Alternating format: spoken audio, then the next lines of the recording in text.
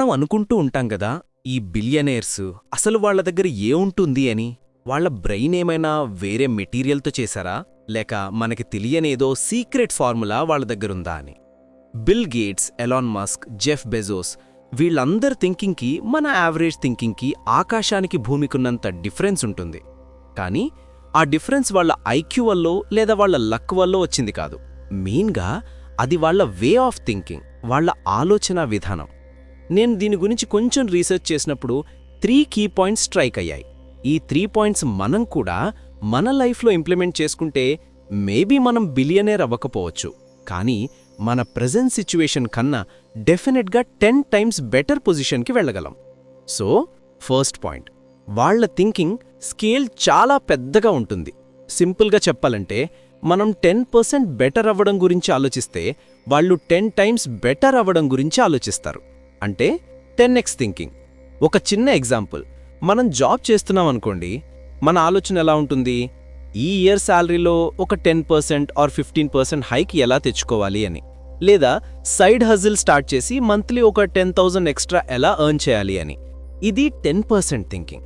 కానీ ఆ 10x thinker ఎలా ఆలోచిస్తారంటే, నేనిప్పుడు సంపాదించేదానికి 10 టైమ్స్ ఎక్కువ ఎలా సంపాదించాలి, నేను ఒక్కడిని కష్టపడకుండా ఒక సిస్టమ్ని బిల్డ్ చేసి ఆ సిస్టమ్ నా కోసం ఎలా పనిచేయాలో చేయాలి అని ఆలోచిస్తాడు. చూడండి, క్వశ్చన్ మారిపోతుంది. శాలరీ ఎలా పెంచుకోవాలి అనే క్వశ్చన్కి ఆన్సర్ ఇంకా ఎక్కువ గంటలు పనిచేయాలి.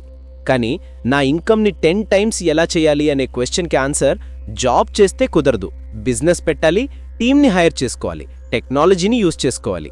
C, the game completely change అవుతుంది. మీరడిగే క్వశ్చన్ క్వాలిటీ మీకు వచ్చే ఆన్సర్ క్వాలిటీని డిసైడ్ చేస్తుంది. So first takeaway, stop thinking about 10%, start thinking 10x. ఇక సెకండ్ పాయింట్, దీనికి ఒక పేరుంది, డూ టు సే రేషియో అని. అంటే చెప్పేదానికన్నా చేసేవి ఎక్కువ ఉండటం. మనలో చాలామందికి సూపర్ ఐడియాస్ వస్తాయి. ఫ్రెండ్స్తో కూర్చున్నప్పుడు, మచా ఈ ఐడియా ఉందిరా, ఇది స్టార్ట్ చేస్తే పిచ్చెక్కిపోద్ది అని చెప్తాం. యూట్యూబ్ ఛానల్ స్టార్ట్ చేయాలి, పాడ్కాస్ట్ పెట్టాలి, ఈ యాప్ బిల్డ్ చేయాలి, ఇలా చాలా అనుకుంటాం. మాట్లాడడంలో మనం నంబర్ 1, కానీ యాక్చువల్గా చేసినవెన్ని? మన సే లిస్ట్లో 10 ఉంటే డూ లిస్ట్లో 1 కూడా ఉండదు చాలాసార్లు. కానీ ఈ సూపర్ సక్సెస్ఫుల్ పీపుల్ రివర్స్లో ఉంటారు. వాళ్ళ డూ టు సే రేషియో చాలా హై ఉంటుంది. వాళ్ళ మైండ్లో ఒక ఐడియా వచ్చిందంటే దాని గురించి ప్రపంచానికంతా చెప్పరు, సైలెంట్గా దాని మీద వర్క్ చేయడం స్టార్ట్ చేస్తారు. ఒక చిన్న ప్రోటోటైప్ బిల్డ్ చేస్తారు, టెస్ట్ చేస్తారు, ఫెయిల్ అవుతారు, మళ్ళీ ట్రై చేస్తారు. అంతేకాని నేనిది చేద్దాం అనుకుంటున్నాను అని చెప్పి ఆగిపోరు. వాళ్ళకి తెలుసు ఐడియాస్కి వాల్యూ లేదు, ఎగ్జిక్యూషన్కి మాత్రమే వాల్యూ ఉంది అని. Action speaks louder than words అంటారు కదా, అది వీళ్ల విషయంలో 100% కరెక్ట్. సో ఐడియా గురించి మాట్లాడడం కన్నా దానిమీద ఫస్ట్ చిన్న స్టెప్ తీసుకోవడం ఇంపార్టెంట్. ఓకే, పెద్దగా ఆలోచిస్తారు, చెప్పకుండా చేస్తారు, బానే ఉంది. కానీ వీటన్నిటినీ ముందుకు నడిపించడానికి ఒక డ్రైవింగ్ ఫోర్స్ కావాలి కదా.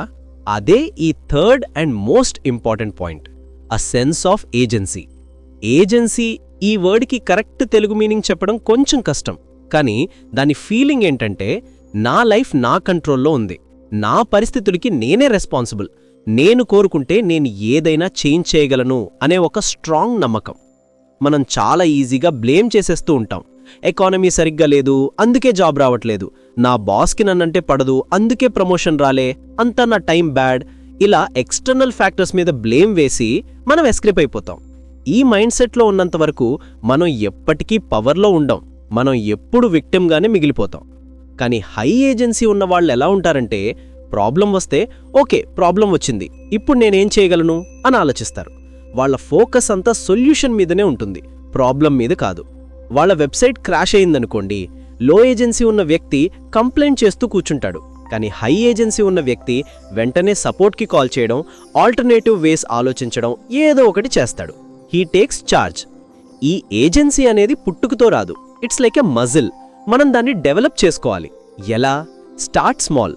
మీ రూమ్ చిందరవందరగా ఉందా, ఎవరినో బ్లేమ్ చేయకుండా లేచి మీరే క్లీన్ చేయండి. ఒక చిన్న ప్రాబ్లం సాల్వ్ చేశారు, you feel a little bit of control. ఆఫీస్లో ఏదో చిన్న ప్రాసెస్ ఎఫిషియెంట్గా లేదా, దాని గురించి కంప్లైంట్ చేయకుండా దీన్ని ఇలా మారిస్తే బెటరేమో అని ఒక చిన్న సొల్యూషన్ ప్రపోజ్ చేయండి. ఇలా చిన్న చిన్న విషయాల్లో రెస్పాన్సిబిలిటీ తీసుకోవడం స్టార్ట్ చేస్తే ఆ ఏజెన్సీ మజిల్ బిల్డ్ అవుతుంది. లైఫ్లో పెద్ద ప్రాబ్లమ్స్ వచ్చినప్పుడు కూడా yes I can handle this అనే కాన్ఫిడెన్స్ వస్తుంది.